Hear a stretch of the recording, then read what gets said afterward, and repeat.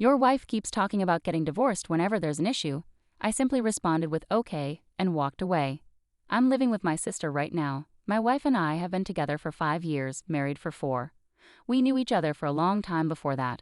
We have a 4-year-old child together. I make most of the money because she decided to stay at home instead of going back to work. We argue about once or twice a month. I do help take care of our daughter by cleaning, cooking, and spending time with both of them. The first time she talked about divorce was during an argument when my sister wanted to stay with us for a while because she was having problems in her own relationship. I agreed, but my wife wasn't happy about it. I reminded her that a friend of hers stayed with us a few months ago for 5 weeks without helping out. This time it was different because my sister is close to our daughter, and I thought my wife was okay with her being around. She stayed with us for a week, helping with chores, cooking, cleaning, and looking after our daughter. I thought we had forgiven each other and moved forward. Most of our fights are about small things, and I'm not usually the one who starts them. I suggested therapy and counseling, but she always said we didn't need it. Last night, though, I went to therapy. During an argument, she accused me of working too much and neglecting her and our daughter. She then said she wanted a divorce. I got up and reminded her that I work so much because she spends our money excessively. I made a mistake by saying my money instead of our money during the argument. We decided to split our money for bills, savings, our daughter's future, and some fun spending. However, she refuses to get a job or go to school to contribute. I take care of our family and daughter, always there for important events and appointments. She won't seek help through therapy or counseling, and I don't want to continue like this. I took my daughter and left for my sister's place 2 days ago. Since then, my wife has been calling and texting, apologizing and saying she wants to go to counseling and therapy. She says she needs me, misses me, and so on. I'm confused about what to do. I love her and she's a good mother, but I can't handle this anymore. I've got a lawyer for both family matters and work. I've known my wife since I was a teenager. Update. Unfortunately, things haven't magically improved. A while back, I shared how my wife constantly talked about divorce. Eventually, I decided to leave with my daughter after she mentioned it again. I needed to vent, so I turned to this platform, checked my profile for the original post. To clarify some questions I've received, I mentioned in a previous comment that I would make the same choices again, including taking my daughter with me. I've encouraged my wife to get out, find a job, pursue hobbies, make new friends, anything to help her. I tried suggesting professional help to my wife, but she refused to consider it. She kept saying she wasn't the problem or just outright said no. My daughter is my main concern. I avoid arguing with my wife in front of our daughter because I know how damaging it can be. I grew up in a household filled with conflict. I've been in a situation where my parents fought, my mom left, and then my dad's anger was directed at me. I never want my daughter to experience that. My wife's actions that night worried me, but you can't force someone to seek help unless they truly want it. If you push them, they might just pretend to change without meaning it. While I'm not perfect in this, I refuse to let my daughter think this behavior is normal in relationships. I've always vowed not to be like my father. After reflecting on my situation, I realized I needed to make my wife understand how serious things were. We talked, and I told her plainly that I couldn't handle the fighting and threats of divorce anymore. She agreed not to bring it up again. I warned her that if she mentioned divorce again, it would be the final straw. We decided to try couples therapy. It was really helpful. We talked about our feelings and got professional advice that helped us understand each other better. After a few sessions, things seemed to be improving. She started working harder, got a job, made new friends, and picked up a hobby. However, we had an argument because she forgot about plans we had for our daughter and couldn't cancel her other plans with some new friends from work. Towards the end of the argument, she quietly said, "I knew marrying you was a mistake." That moment stands out to me because I felt like I didn't know her anymore. She seemed like a different person to me. I asked her to repeat what she said. She replied, "I should have divorced you years ago." I walked away and took my daughter to our plans alone. I then filed for legal separation. According to our agreement, we are still legally married but can't date anyone else. We'll split our finances, but bills stay as they are, and I'll continue paying for insurance. We'll also keep going to therapy, individually and as a couple. I'll move in with my sister and we'll share custody of our daughter, with me having her 70% of the time. One day, I needed my wife to take our daughter. I had told her a week before, and she agreed. When I arrived at 7:30 am, I saw a strange car in the driveway. I rang the doorbell and waited with my daughter. A young man without a shirt answered, asking who I was. I asked for my wife, and when she came to the door in a robe, I felt a range of emotions from curiosity to shock to sadness. Needless to say, when the legal separation ends in 3 months, I'm filing for a divorce. My daughter is safe, though she doesn't fully understand what's happening except that mommy and daddy aren't happy. She's my top priority. It's tough because I ended up doing something I swore I wouldn't, becoming like my parents. I'm not sure what a healthy relationship looks like, but I'll focus on showing my daughter love and raising her well. Thanks for all the support and advice. Now, on to the next chapter. Asterisk asterisk, am I wrong for insisting my sister uphold her end of our custody agreement asterisk asterisk. There's a lot to this story. My sister Lily, who is 35 now, had my niece, Emma, when she was 26. At that time she was living with our parents and her boyfriend. Both of them had just finished rehab for heroin addiction. Unfortunately, they couldn't stay off drugs for long, and Lily used drugs while she was pregnant. When Emma was almost 2 months old, Lily asked me to take care of Emma for 2 months while she went back to rehab to get clean. I was 22 years old, living in a small apartment, and studying law. Our parents said they couldn't take care of a baby and suggested foster care, so I took Emma in. After rehab, Lily reunited with her boyfriend, who was still using drugs. For the next 5 years, they went through a tough cycle where one would get clean, but then fall back into addiction because of the other. I took legal guardianship of Emma, but it was supposed to be temporary. Every time Lily talked about taking Emma back, I agreed, but only if both she and her boyfriend passed a drug test. They never did. When Emma was almost 6, Lily told me she was pregnant again. This changed everything for her, and she stayed clean for nearly 8 months before giving birth to my nephew. It was very hard for both me and Emma when she moved back with her parents. We went to court and made a custody arrangement. Emma spends weekdays with her mom and dad, but she stays with me every weekend. For the first year, we all went to family therapy together. Once we got into a routine, we stopped going to therapy. Here's the issue. My sister is pregnant again. She and her husband, who was her boyfriend before, say they don't want Emma to come to my place on weekends anymore. They claim Emma comes back home acting like a brat. I understand their concern. I explained to my sister that when Emma is with me, she gets all the attention, and it's tough for her to go from that to competing with her brother for their mom's limited attention, especially when her mom has morning sickness. I offered to take my nephew on weekends too to give my sister some rest or to start family therapy again so Emma could deal with these changes. But my sister just told me that Emma would be taking a break from spending time with me. I let my sister have Emma for 2 weekends, but when she kept avoiding the topic, I threatened to take her to court. We have a custody agreement, and I am still one of Emma's legal guardians. My sister accused me of bringing up the past and said I wasn't letting her be a real mother to Emma. I feel conflicted. I raised Emma for almost 6 years and cherish our time together. However, I wonder if I am getting in the way. Emma calls me every evening, asking what we're doing over the weekend and why I don't have time for her. I think my sister might be telling Emma that I don't want her to come over. I just want what's best for Emma. Reddit, am I the asshole? Asterisk asterisk edit, asterisk asterisk. To clear up some misunderstandings, Emma is now 9. My sister has been clean for over 3 years. We transitioned Emma very slowly back to her parents.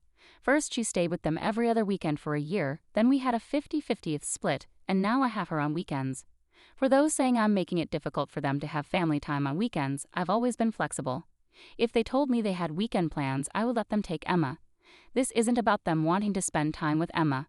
It's about them not wanting me to spend time with her. They send her brother to my parents' house on Saturdays and Sundays so they can unwind, and for the past 2 weekends, they sent Emma to her grandparents too. So I don't see why it would be a problem if I took her. My sister is a stay-at-home mom. She doesn't work, so she has plenty of time with Emma. She is almost 300 bulbs and rarely leaves the house, which is always messy. My parents bought my sister a house when Emma was 3, hoping it would help her regain custody. With my brother-in-law working a net job, they can make ends meet. I drive Emma to karate, swimming, and Girl Scouts every week, and I'm in constant contact with her to make sure she's doing well. My brother-in-law has relapsed twice in the past 3 years, but he was kicked out of the house both times, so Emma didn't have to witness anything. For those suggesting that Emma is being used as a babysitter, I really don't think that's the case. My sister rarely leaves the house, and I ensure Emma has lots of activities because it's important for her to be active and out of the house. Also, they recently let her watch her 3-year-old brother for 2 hours, and she was excited because they paid her $20. Asterisk asterisk edit 2. Asterisk asterisk. The comments about what might be happening at home with Emma really scared me. I reached out to the therapist Emma used to see and made an appointment for Friday after school.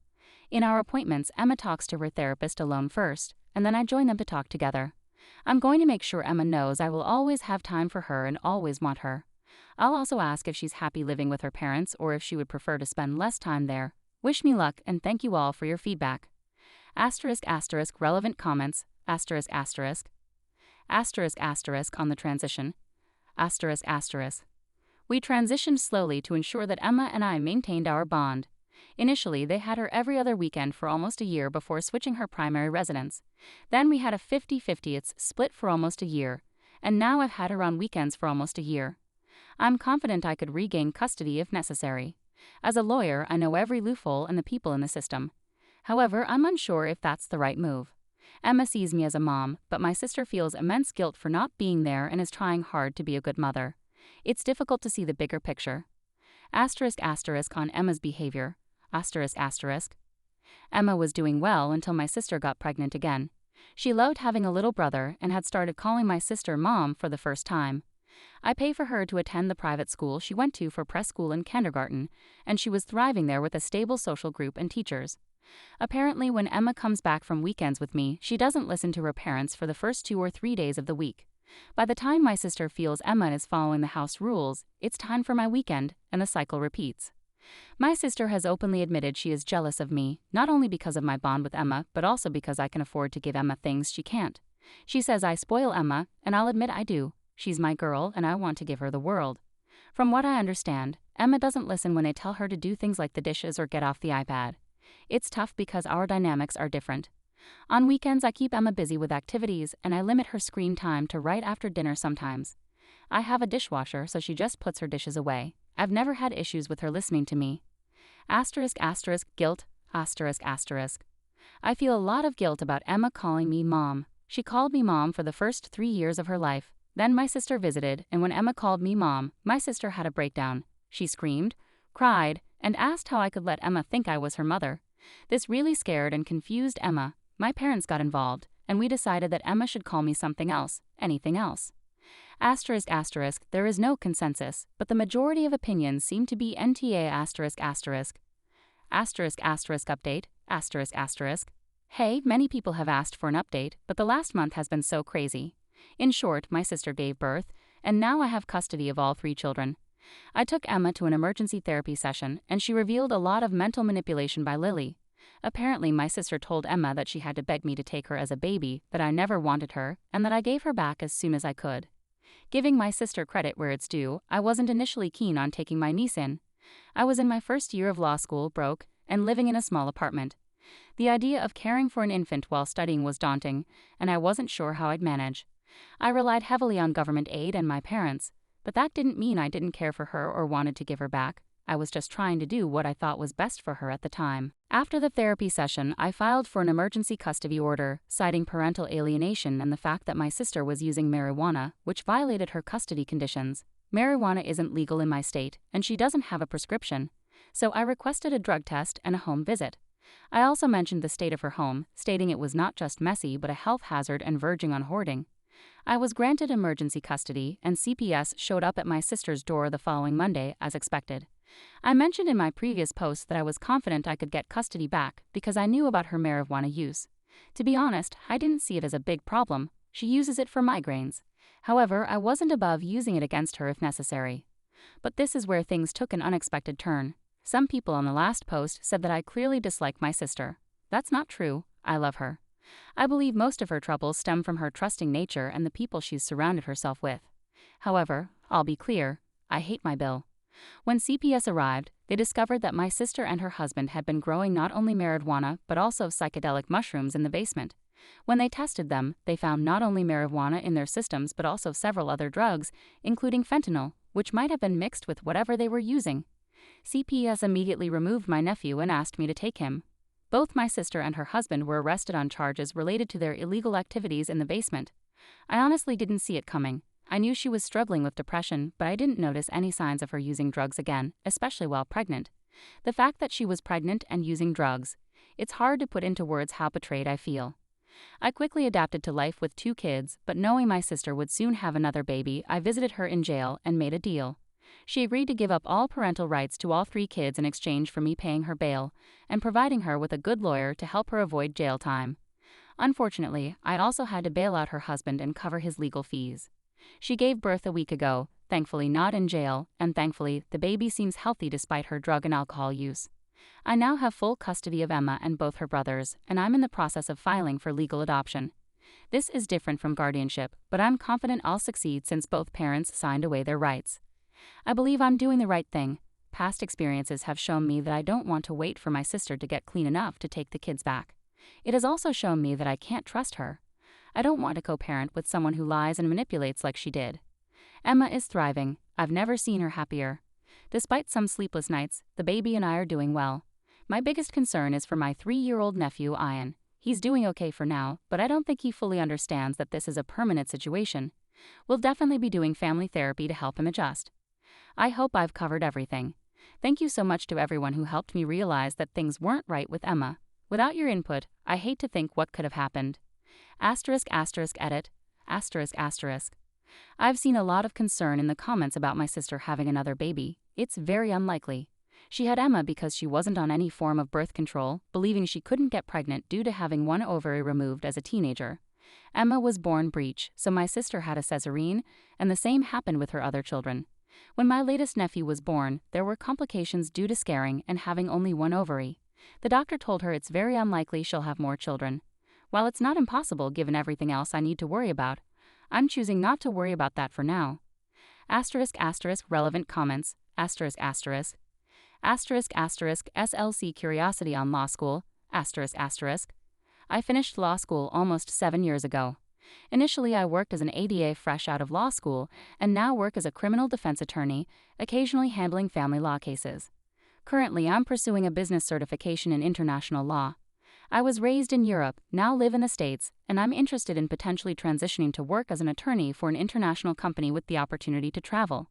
However, any job changes now have to consider the kids. Growing up, I traveled a lot and enjoyed experiencing different cultures, but I never had the chance to settle down. Have your parents chimed in on this? My parents and I are taking a break from each other. When I filed for emergency custody, they were angry, and we both said hurtful things. I understand where they're coming from.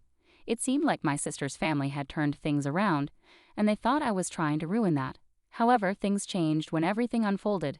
This is the first time they've refused to bail my sister out, and they haven't reached out since. I think it's best to give it some time.